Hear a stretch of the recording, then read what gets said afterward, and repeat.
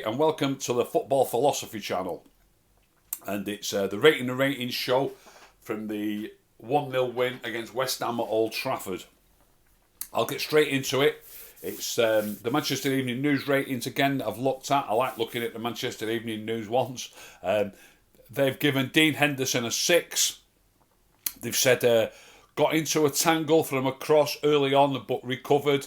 West Ham was shot shy and dependent on crosses, so Henderson was hardly tested. He wasn't tested a lot, that's fair. They've given him a 6. A 6 is just decent. I always give a keeper a 7 if they keep a clean sheet. That's the main objective when they go out there. So I'm giving Dean Henderson a 7. Wan-Bissaka they've given a 5 to. United were over-reliant on Luke Shaw. It exposed how anonymous an attacker Wan-Bissaka was. That's an interesting point, I suppose. Booked for fouling Michail Antonio. They've given Adam Wan-Bissaka a 5.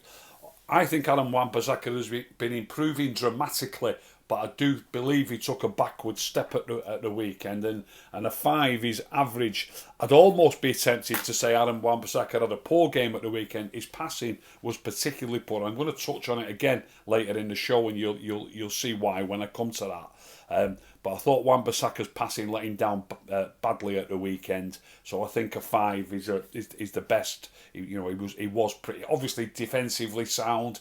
The back four has been defensively sound for quite a while now, and that's all well and good. But like the Evening News have pointed out, we do attack well down one side.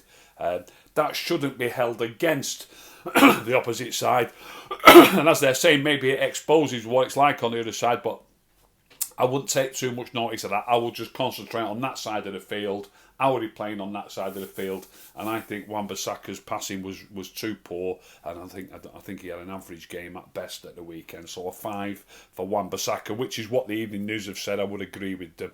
Victor Lindelof they've given a 7 to. For a centre back preyed upon by physical figureheads. This was an impressive performance from Lindelof against the formidable Antonio. They've given him a 7, and a 7 is just good or well. He played well. I would say he played well. I would also say Harry Maguire played well, who they've also given a 7 to. So I agree with both of those. I give them both a 7.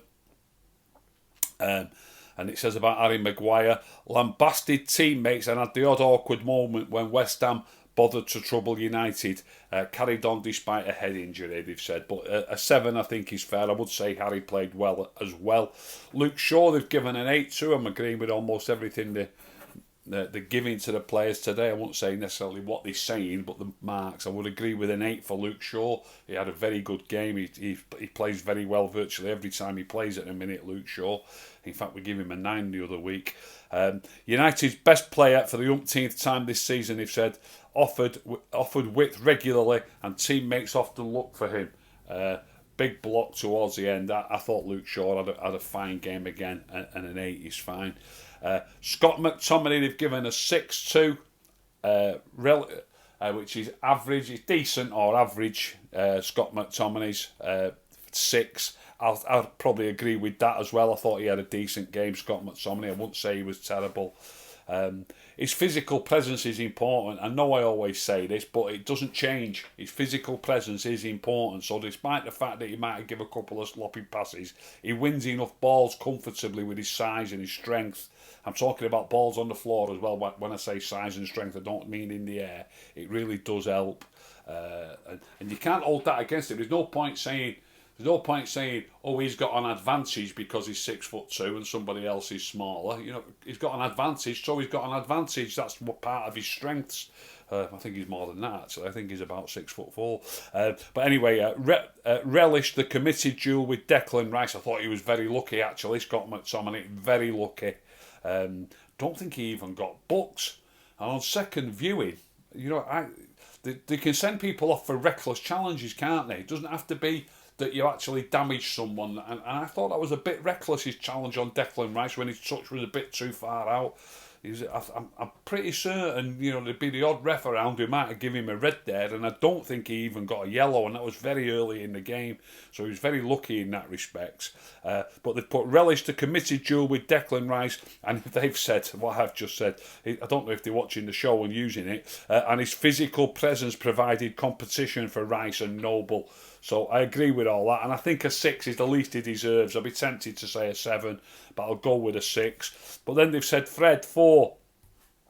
No sign of his form picking up again. Did not probe with the ball. Well, he's never really been good at probing with the ball, and rarely quickens United's attacks. I think a 4 is a bit harsh. I would go a 5. I've given Aaron Wan-Bissaka a 5. I think Fred a 5. So I just upped that by 1. I wouldn't say he was, I've said this a couple of times on the show. Are we talking by a player's normal standards, or are we talking about comparing him to his teammates? I suppose it's up to me to decide, but I'll let you decide. What do you think? Should you be comparing a player, what you can expect from that player? Because for me, I think Fred, by his own standards, is worth a 5. I don't think he was, terribly poor, much worse than I often see him play. But sometimes his passing is that poor that maybe if you're going to compare him to his teammates, which I do with some people, I understand that, I do that. If you're going to compare him to his teammates, maybe he's worth a 4 because he was so much poorer than most of the rest of his teammates, apart from maybe Wan-Bissaka on the day. But by his own standards, I would say Fred was average and a 5. Mason Greenwood, they've given a 7-2. I thought Mason did quite well. I've studied the game again like I always do. A 7 is good. Did he play well? Did he have a decent game, or did he play well? I think Mason just had a decent game. It's easy to get carried away with a young lad. Look, it's easy to get carried away, and it's also fair enough to say, look, he's only a young lad. Give him a bit of space. Give him a chance. That's fair enough. But at the same time, if you're old enough, you're good enough. I want a player playing for me. If my centre forward, because he played at number 9 at the weekend, or whatever position on the field you're talking about, if you're good enough to be in Manchester United's team, I don't care whether you're 16, 19, 23, 32. I don't care if you're 38. Zlatan's banging him in Milan, and he's 39 now, isn't he, Zlatan? I don't care how old you are. I don't care how young you are. If you're on that field, you need to be good enough to play for Manchester United. That's my opinion. If you're not quite good enough to be in that team, if it's because you're too young, then go and sharpen your game elsewhere on loan, or sharpen your game in the under-23s, or get game time. Just train with all the first team and get game time as a sub. However, I know we were struggling at the weekend. All I'm saying is I gauge a player's performance without giving any credence to whether he's 16 or whether he's 39. You can't say, oh, he's only such and such, or he's too old, so this or so that. You're playing for Manchester United. I want you to be good enough to play for Manchester United. So how did Mason do? They've given him a 7. They've said should have started through the middle. I thought he did start through the middle. Provided Rashford with a glaring chance and so close to scoring himself. Hit the post again in the second half. Hit the post twice, actually. He did do some good things, like I say. He hit the post twice. He flashed 2 balls across the face of the goal, I think. So, in his attacking instincts, he played quite well. But like I say, I've watched it again, and there's just a few too many times where it comes to him and he gives it a slack pass, and he also turns into trouble a bit too often. To me, he just had a decent game. Did he have a good game? They've given him a 7. Am I being a bit harsh by saying a 6? I don't want to take into account the fact that he's a young lad. I just want to look at the game and say, how did that lad do? I would have liked him to have done better on many occasions. I really would. So I will just say that I think Mason had a decent game. He had a decent game, which is a 6. Bruno Fernandes, I also thought had a decent game. Again, they've given him a 7. I was very impressed with him in the way that he kept it simple for large parts of the game, but he still did a few, at least 2 long balls into the box that went out for goal kicks that I'd like him just to keep it simple. And I know a lot of people say he's got to try that. You need to look at the situation. I've looked at the situation and there's nothing on. It's just a long, hopeful ball that goes out for a goal kick twice when we should just be keeping the ball on the floor and passing it. They've put drop deep to try and influence the play and played in Greenwood's for United's outstanding first half chance. The corner led to the goal. He played in Greenwood for... the one where he shot and Greenwood the keeper tipped it onto the post and it went out for a corner. Was that the outstanding chance? Maybe Rashford's header was the outstanding chance. But Bruno, I would say he had a decent game overall. Did he play well? Does he deserve a 7? I would say a 6. A decent game, Bruno Fernandes. There's still a few too many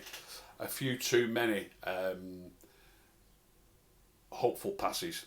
That's for me, a few too many. Not at first, by the way. He really played well in the first half, but in the second half he seems to get a little bit frustrated and go for a few too many long ones.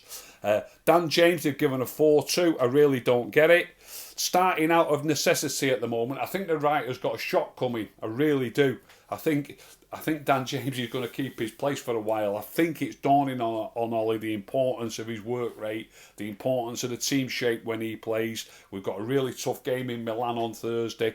I've said already on Twitter that it's not long ago that the front three was only chosen from 4 players. You know, it wasn't even considered to go outside these 4 players. It was between Martial, Cavani, Rashford and Greenwood. That was the 4 players that the front three was chosen from. If you call it a front three, the 2 wide players should be midfield players, in my opinion, who track back and more or less play in midfield. Midfield players who spring forward rather than forwards who have to track back. There's a difference. So it was only chosen anyway from between those 4 players. Now, Rashford's I know he was injured last week, but he played against West Ham, so he should be fit. Greenwood's obviously going to be fit to play. There's rumours that both Cavani and Martial will be fit to play. I've already said that I think if all 4 of those players are fit, I still think Dan James will play in this game in Milan. I think Ollie is appreciating the work that he does. They've said starting out of necessity at the moment, looked a little lost again and only lasted as long as he did due to lack of United's senior forwards. They've given him a 4. I'm giving him a 6. He had a decent game. He played at least as well as Bruno and as Mason. They don't understand the importance of looking after the ball. And I said earlier on that I'm going to mention Wan-Bissaka is passing again, and this is where I'm going to mention it. I don't know if people sometimes they've got something in the head about a certain player, and then something happens that's more somebody else. What happened twice? It's more somebody else's fault. Twice this happened. Wan-Bissaka played him a ball that he just couldn't reach, and once he didn't even get a touch to it, and once he had to put a spurt on, he just got a toe to it, but it still went out for a throw-in. And also Wan-Bissaka's passing put him in trouble a couple of times.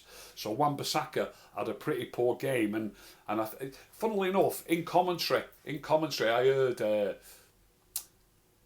Gary Neville saying United are more dangerous on the left. You know, the left-hand side is Luke Shaw and Marcus Rashford compared to Wan-Bissaka and Dan James, and it's all coming down the left. It's all coming down the left because Luke Shaw's so good. Make no mistake. It's coming down the left because the left back's so good. He's getting forward well, and I'm coming to Marcus in a minute. In fact, just glancing down it, they've only given Marcus a 4 as well, so I'm be interested to see what they've said about that. But they're giving Dan James a 4. Dan James had a thoroughly decent game. I have absolutely studied his game closely.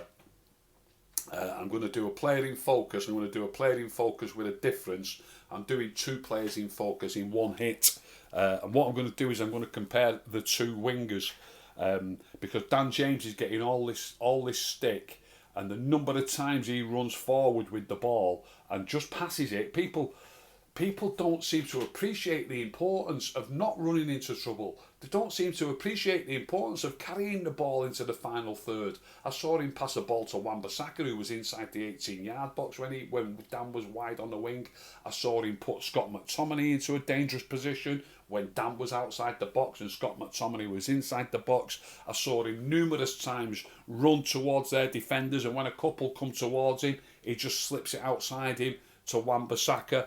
He had a thoroughly decent game. I actually said on Twitter, and people were going mad, that I was going to give him a 7. But what would a 7 be? Did he play as well as Harry Maguire or Victor Lindelof? Probably not. They're the only two that I've given 7s to. Luke Shaw got an 8. He obviously didn't play as well as Luke Shaw did, but he played equally as well as anybody else. And I've got no doubt in my mind whatsoever that I'm not wrong. He played equally as well as almost every player. Marcus Rashford, they've given a 4 to. Not fully fit, but that did not legislate for the toothless striking play or his decision making.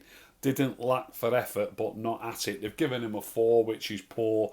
I think that's a little bit harsh on Marcus. I would say a 5. He had an average game. Again, that's an average game by his standards. If he was Lionel Messi or Cristiano Ronaldo, I'd be giving him a 3 and saying he's far too far below his usual standards. But by his usual standards, I would say Marcus Rashford was an average 5. I've just spoken about Dan James getting all the stick. Obviously, in the Evening News, they rated them both as a 4, both the wingers, so this doesn't apply to them. But lots of the fans, lots of the pundits, but mainly the fans on Twitter as well, lots and lots of people saying how poor Dan James was. Well, I've given Marcus a 5 and I've upped him from a 4 to that. I've given Dan James a 6 and I was sorely tempted to give him a 7. I said I was going to give him a 7, but I've given him a 6. Dan James had a better game.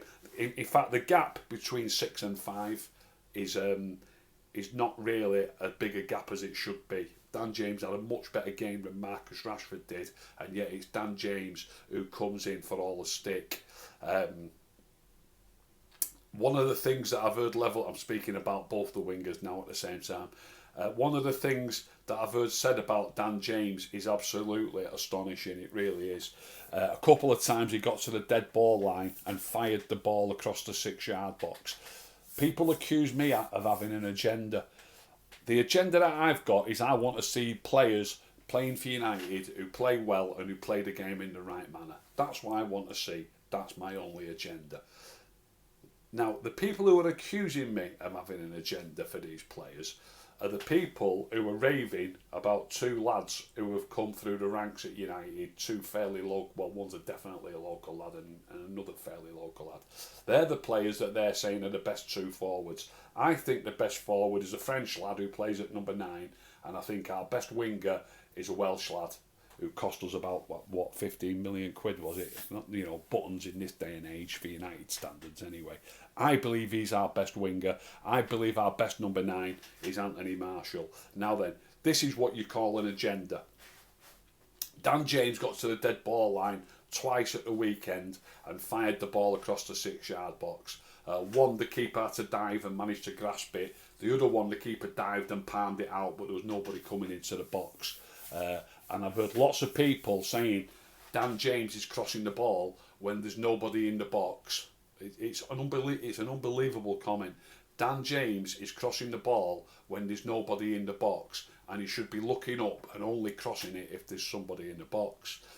One of these 2 crosses, Mason Greenwood is running into the box. He's actually already in the box, and James sees him running into the box and fires it across. Now, all this happens in a game. It's a split-second decision. So Dan James doesn't know that Mason's going to stop running, and Mason is hoping that Dan James is going to cut it back. So what happens is he fires it across the 6-yard box. There's 2 or 3 defenders dropping onto that 6-yard line. So Mason decides to stop running. So Mason stops running and he leaves a gap between him and the defenders. And I do believe it's better to run in. And I said this the other week. It's still there to be seen. I can't remember what show it was though, to be fair. This was about Anthony Martial, a similar thing.